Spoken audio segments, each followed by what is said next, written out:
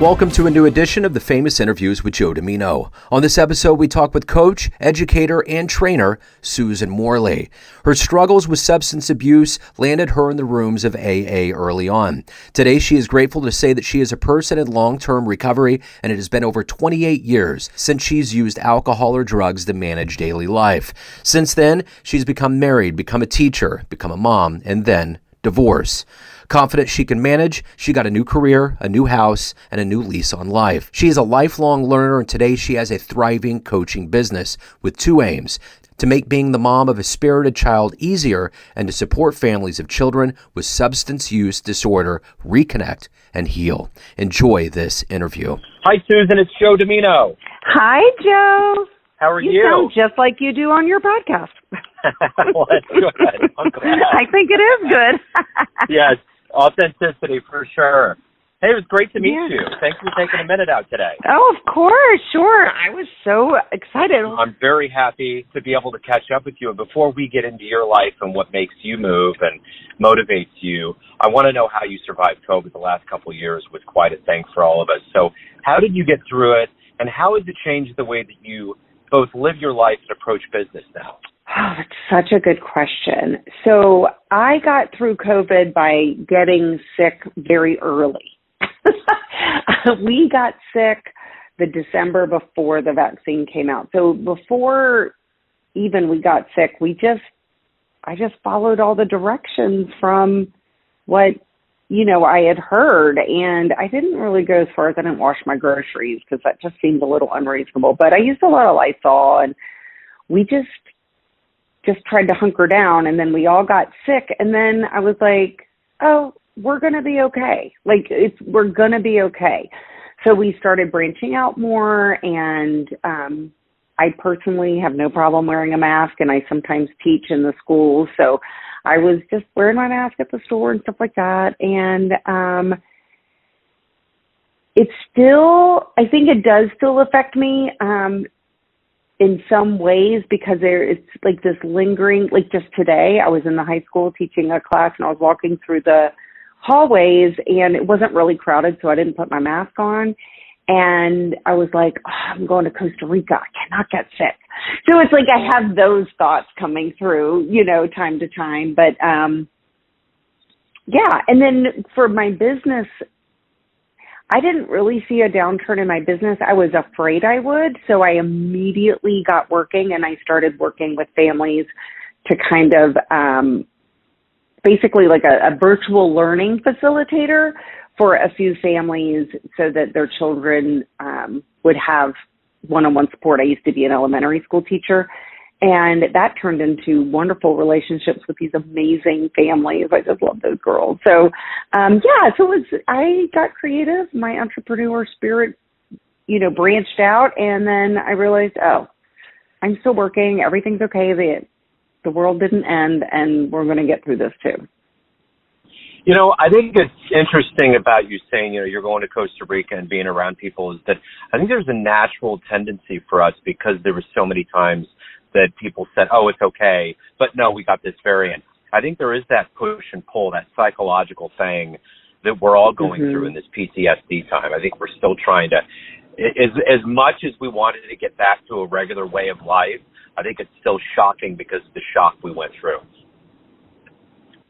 Yeah, one thing that happened, I was watching the news one morning in January before March of 2020, and I was watching the news, and I looked at my husband and I said, wait, is this thing coming here? And he's like, well, they have a lot of things over there. I don't know. And I looked at him, and I'm not proud of it, but I said, I don't want to walk around the streets wearing a mask. That was it just seemed so weird to me, before it really came here. And I guess I'm fine with it now because I don't have to wear it constantly anymore. But that was a thing. Like, life really changed permanently. Yeah, what's strange, I noticed that November of 2019, I was going through the news, like Yahoo News or something, and they showed a picture of Beijing, and it was empty. And I was like, oh, no. and all it said was, coronavirus is spread at an alarming rate. The West is taking note. And I was sitting there and I was like, and they were kind of talking about how the air pollution was cleaning up. And I was like, wait, hold on a second. There's nothing about this that's like, okay.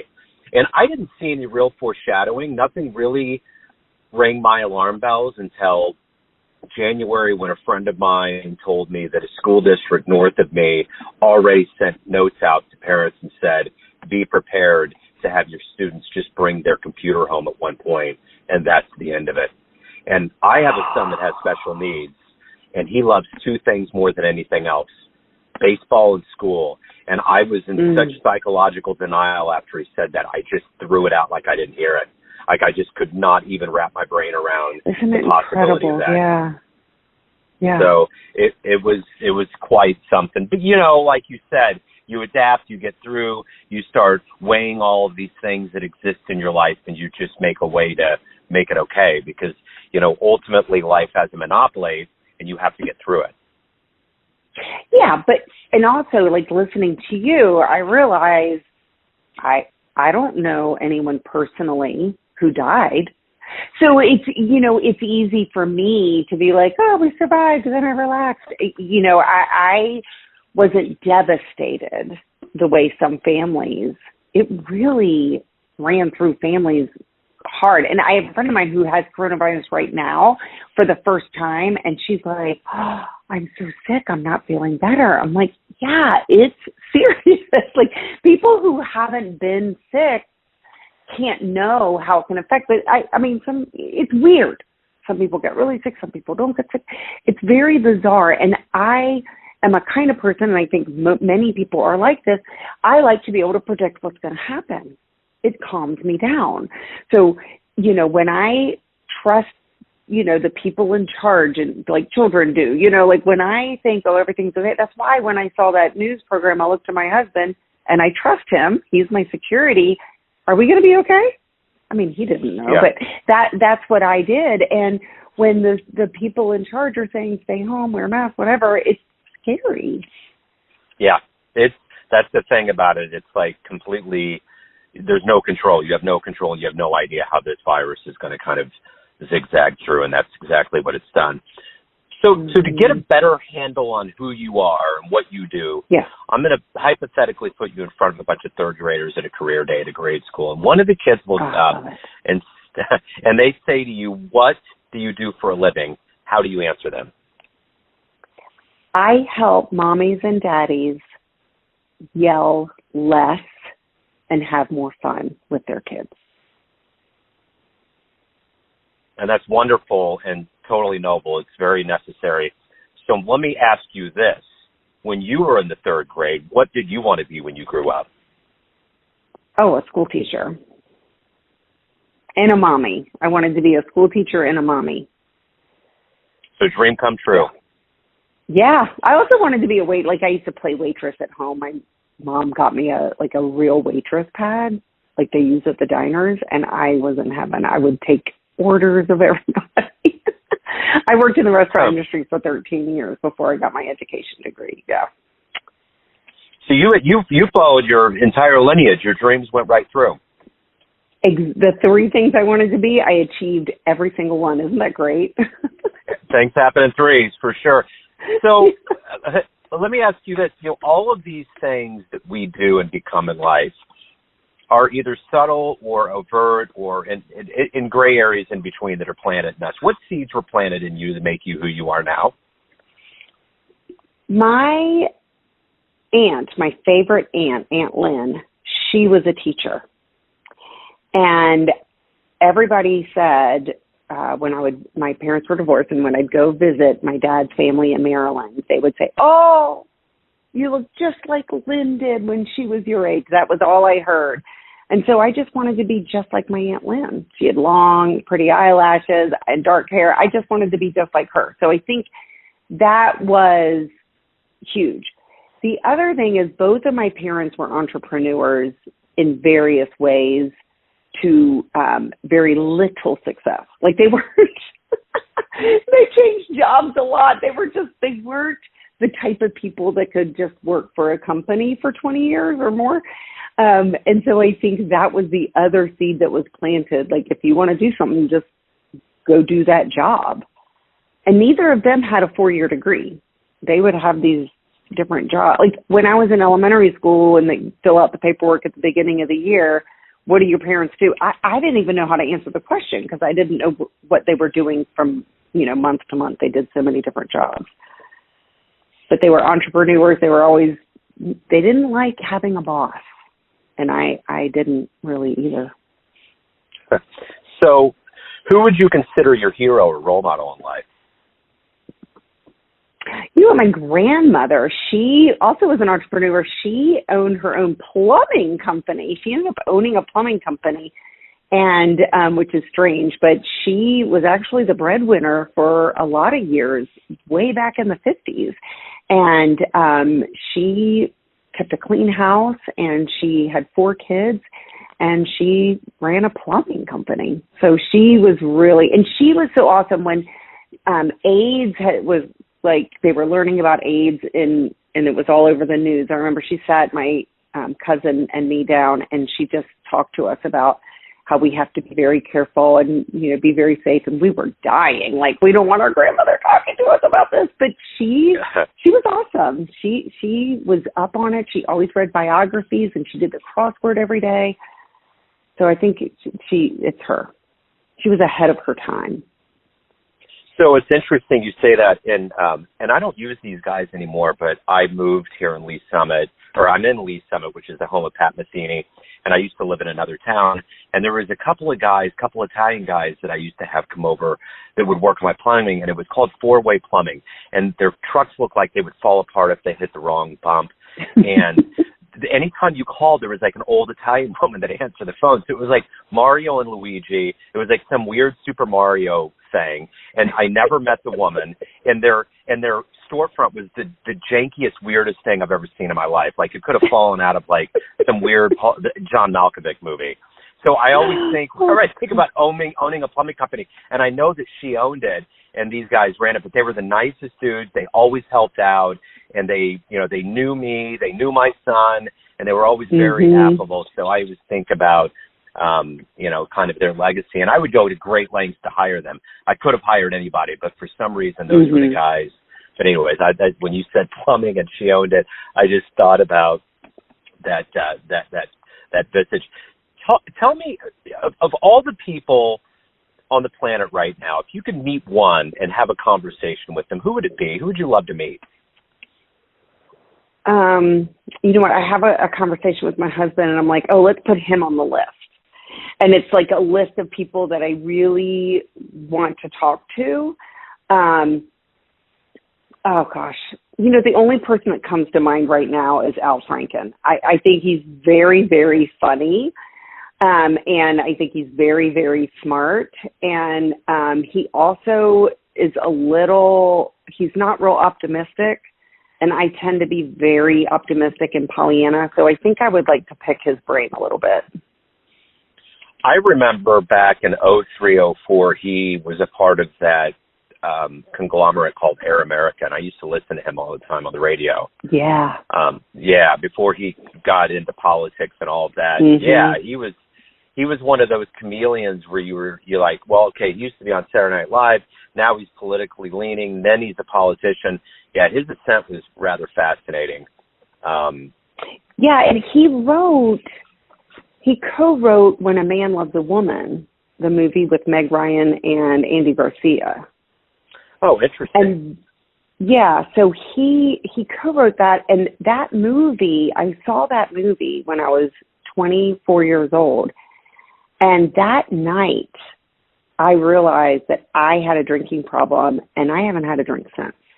I entered recovery 2 days after I saw that movie. So I really credit Al Franken with, me being able to get sober. And so, I feel a huge debt of gratitude because a lot of what, like the Stuart Smiley character, all that was from his experience being married to a recovering alcoholic. So, Franny, I think is her name. So she's, out publicly that she no longer drinks. And so, a lot of the stuff gosh darn it, people like me, was like from those codependent meetings and stuff that he would go to. That's interesting because, some of the greatest pain is masked in comedy. The comedians are the ones that really kind of, put that spin on everything. What is it that motivates you? Every day we have these things that we want to accomplish. What is it that's a daily motivator for you to do what you do? So I'm very competitive is a word. It doesn't quite capture everything.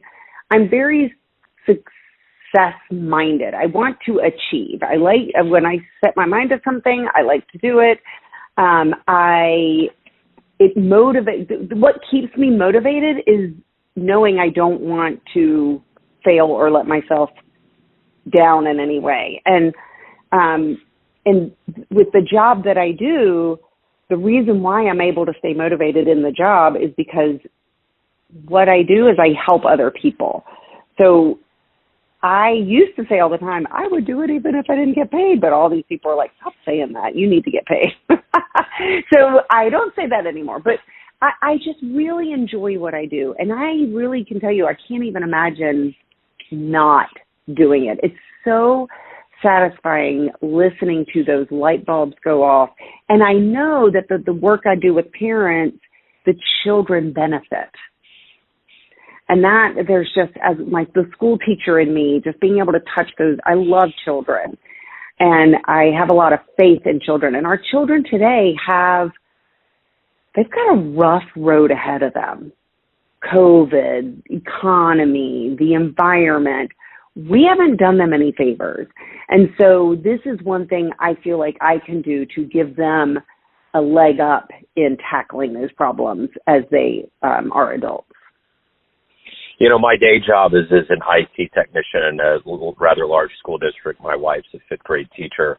And then having kids at home, I see the regression very profoundly in the kids, and they do need all of the help that they can get. It's astounding. I mean, especially for the young ones, this was definitely woven into the fabric of their reality in a very starkly different way than ours, because we lived a lot of our lives without ever living through it. We heard about it. So it's interesting in that environment what they need. As a 53-year-old, I had no problems. We just, the wall came down. We were, we would complain about Reagan, but really what was the problem? Like, things were fine. There were no issues. And then,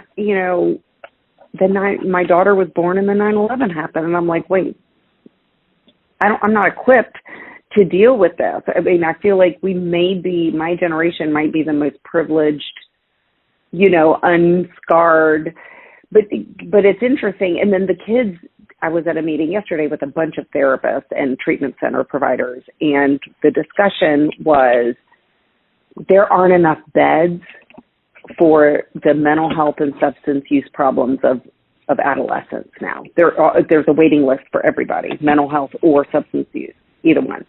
And we were lamenting, like, what are we going to do? And a lot of it was COVID. And I told you I was an optimist. I was Pollyanna. I thought, what are we worried about? Everybody's going to be the same level behind. Well, how naive. Yeah. I was helping the rich kids stay ahead, and I was like, oh, everybody will be fine. No, they're not fine. Yeah. Yeah. Well, hopefully they'll get there, but it's going to take some time. And I think, as we emerge out of the smoke, so to speak, hopefully it gets better. Speaking of age and wisdom and going down roads, if you have a dream tonight, run into the 20-year-old version of yourself, and you could give your younger version a piece of advice based on the wisdom that you've gained, the trials that you've overcome, the life that you've lived, what would you tell your young version? Nobody thinks about you. Like, literally, when you're no longer in front of them, they're not thinking about you anymore. They're not thinking about if you had spinach in your teeth. They don't care if your shoes don't match. They don't care. People are not thinking about you like you think about you. They don't. Yeah. Yeah. Yeah. And crazy. Yeah. Youth is it's such a bad, and especially now with the kids and the Instagram. I have a stepdaughter, and Instagram is just a poison. There's just so many levels of life that's portrayed in a way that's not genuine, and it's addling. It's strange. We talked about that yesterday too. It's the amount of bad advice from therapists and psychologists and psychiatrists on TikTok is astounding. So now, instead of just college freshmen who take Psych 101 diagnosing everyone in their family, now we've got, millions of young people, using language that is not, really shouldn't be used by, what do they call it? Joe Q public or whatever. Yeah. It's they're speaking in a way that they don't even know what they're saying, and they're therapizing everything. Yeah. It's not healthy. For sure. Well, and I think a part of it is that, kids are growing up a lot more, and I think kids are starting to take leaps into realms that they just don't know anything about. It just makes them feel a little bit more important than they are. But as far as really understanding what they're saying and how it works, it's not a reality at all. Mhm. Yeah, because I saw it on TikTok. Now I'm an expert. Yep. That's it. The dangers of social media and technology. So at the end of the proverbial day, how do you quantify a good day? A day where I can go to bed knowing I owe no amends and I'm not holding any resentments. What has been one of the best responses that you've ever gotten from a client, a student, anybody? Best fan letter you've ever gotten? Well, I just got one. I wish I could remember exactly what it said, but when moms tell me, and it's mostly moms I work with, but when moms tell me that they are parents, they're so much more confident as a mom after working with me, I am just thrilled. Because then I know they are able to lead their children. They're able to set those limits and boundaries with them relatively guilt-free. Sometimes it's still hard, but generally, they're able to say, no, you're not going to go to that party, where their gut instinct is telling them they do not want them to go to that party. Sometimes we have to make decisions for our kids that are unpopular and that we don't really have a good reason. We just know it's a bad idea, so we need to say no. And if we are not confident in ourselves, in our parenting, and our ability to parent, we're going to say yes when we mean no, and then we're going to have some huge regrets. And especially now with the opioid epidemic and the children at all-time high anxiety mixed with their natural curiosity and wanting to experiment, it's a very dangerous combination. So we really, when I feel more confident as a mom, I can relax. I feel like, okay, this family's going to be okay. So everyone out there has a perception of you and all the roles that you play, your family, your friends, clients, colleagues. But ultimately, you're the one in charge of yourself. You have the ultimate perception of yourself. Who do you think you are? Oh, my gosh. Wow, you stunned me on that.